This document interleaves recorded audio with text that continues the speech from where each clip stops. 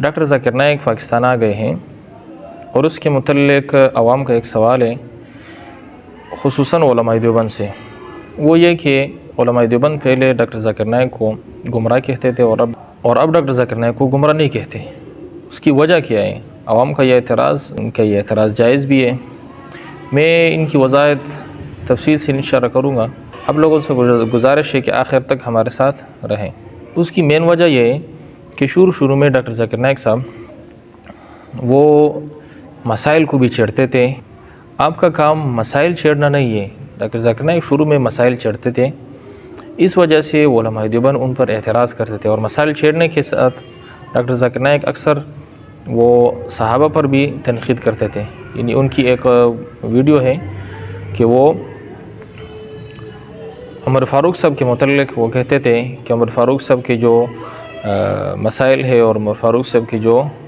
اجتہادیات ہیں ان کو ہم ریسرچ کریں گے، اگر دلیل کے مطابق ہوئی تو لیں گے، ورنہ اس کو چھوڑ دیں گے۔ تو اس قسم کی باتوں اور اس قسم کے نظریات کی وجہ سے علماء دیوبند ان کے خلاف بہت سخت رد عمل کرتے تھے اور وہ ان کو گمراہ سمجھتے تھے۔ پھر کچھ عرصے کے بعد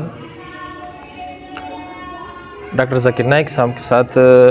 شیخ الاسلام مفتی تقی عثمانی صاحب کی ملاقات ہوئی، اور شیخ الاسلام صاحب نے ان کو سمجھایا کہ ڈاکٹر صاحب آپ کا جو کام ہے ادیان، تو وہی آپ کیا کریں، ان کی ترویج کیا کریں، یعنی یہودیوں کو، نصاراں کو اور ہندوؤں کو ان کو سمجھاتے رہے، ان کے ساتھ مناظرہ کرنا اور دلائل میں ان کو منہ توڑ جواب دینا،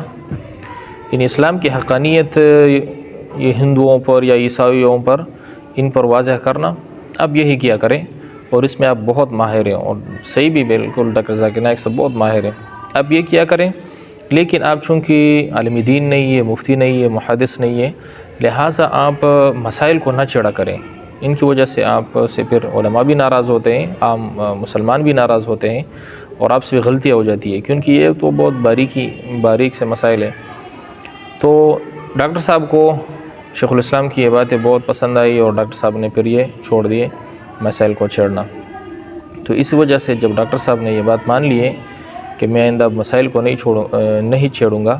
تو اس وجہ سے اب علماء دیوبند کا رد عمل بالکل نرم ہو گیا ہے، اور وہ علماء دیوبند نے اپنی ان باتوں سے بالکل رجوع کر لیے،